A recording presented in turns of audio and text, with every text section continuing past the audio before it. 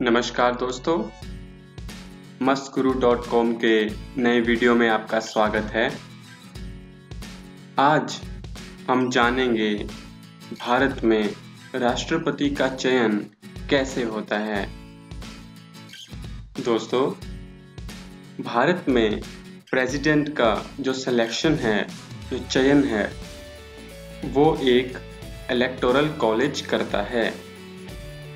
इस electoral college के सदस्य हमारे देश के इलेक्टेड मेंबर्स ऑफ पार्लियामेंट यानी कि एमपीज और हमारे देश के सभी राज्यों के लेजिस्लेटिव असेंबलीज के सदस्य, जिन्हें हम एमएलए बोलते हैं, ये सब इस इलेक्टोरल कॉलेज के सदस्य होते हैं।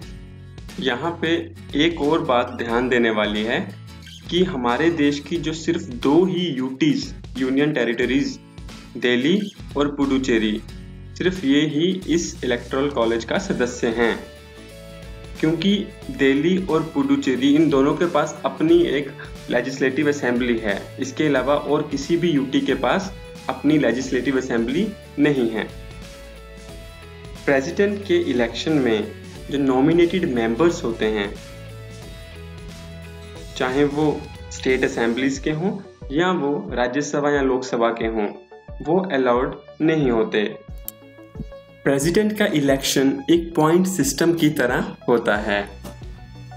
जो टोटल पॉइंट्स हैं या टोटल स्ट्रेंथ है इलेक्टोरल कॉलेज की, वो है 1098,882 वोट्स। इसका मतलब किसी भी कैंडिडेट को जीतने के लिए कम से कम 549,442 वोट्स चाहिए। और दोस्तों, इसमें ऐसा भी नहीं है कि जिसको सबसे ज़्यादा वोट मिले वो प्रेसिडेंट बन जाएंगे।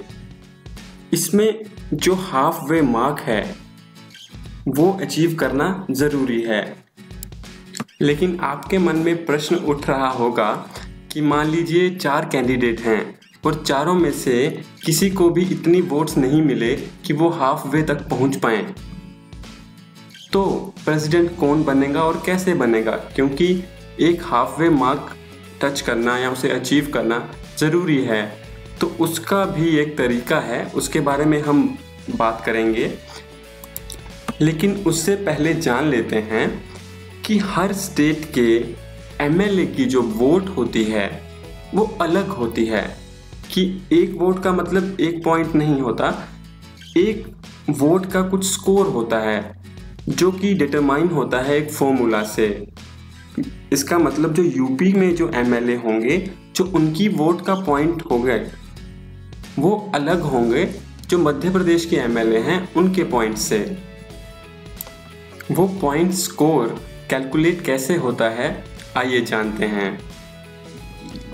इसके लिए जो सेंसस यूज होता है वो 1971 का सेंसस यूज होता है कि जो 1971 में उस राज्य में कितनी आबादी थी उसके अकॉर्डिंग ये फॉर्मूला चलता है।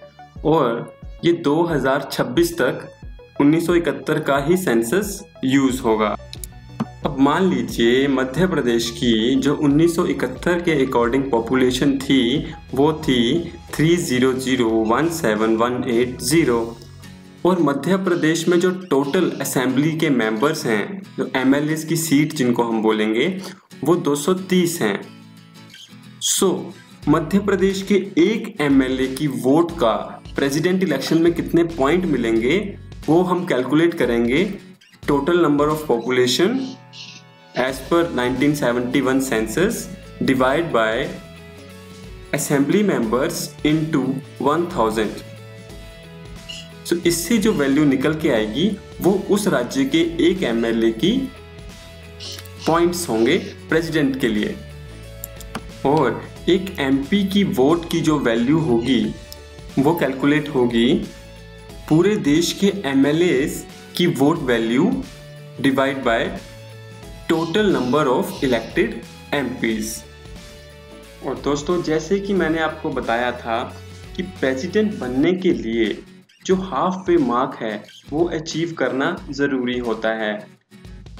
तो एग्जाम्पल हमने ली थी कि अगर हमारे पास 4 कैंडिडेट्स हैं और चारों को बराबर बराबर वोट्स पड़ जाते हैं, तो कोई भी हाफ मार्क जो है वो टच नहीं कर पाएगा।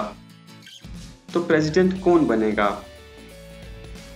तो दोस्तों इसमें प्रेसिडेंट इलेक्शन में हमारे पास एक वोट कोटा जिसे हम कहते हैं वो सिस्टम होता है। इसमें हर एक कैंडिडेट को प्रेफरेंस दी जाती है। मान लीजिए एक एमएलए वोट करता है तो वो प्रेफरेंस देता है, first preference this candidate, second preference this candidate, third preference this candidate. तो अगर कोई भी एक कैंडिडेट मेजॉरिटी गेट नहीं कर पाता तो जो सबसे कम जिनको वोट होते हैं उनको उस रेस से हटा दिया जाता है और उनकी वोट्स में सेकंड प्रेफरेंस किसको थी, थर्ड प्रेफरेंस किसको थी, इस तरीके से वो वोट्स जिस जिसको प्रेफरेंस थी उनको ट्रांसफर कर दी जाती है। फिर दोबारा से पॉइंट्स कैलकुलेट होते हैं और अगर वो फिर अचीव नहीं हो पाता तो फिर से जो सबसे कम वाले वोट्स पॉइंट जिनके होंगे उनको रेस से हटा दिया जाता है और उनके जो सेकंड प्रेफरेंस और थर्ड प्रेफरेंस या जितने भी प्रेफरेंस हैं वो सारे पॉइंट्स जिन जिन के थे उनको ट्रांसफर कर दिए जाते हैं। और इस तरह जब तक कोई हाफ वे अचीव नहीं कर पाता तब तक ये प्रोसेस चलता रहता है।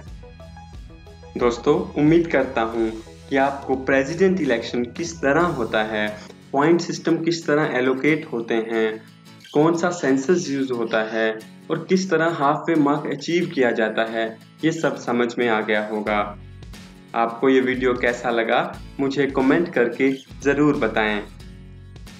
अगर आपको ये वीडियो अच्छा लगा तो इसे लाइक करें और मस्त गुरु के चैनल को सब्सक्राइब करना बिल्कुल मत भूलिए, क्योंकि हम फ्यूचर में भी बहुत सारे ऐसे वीडियोस लाने वाले हैं।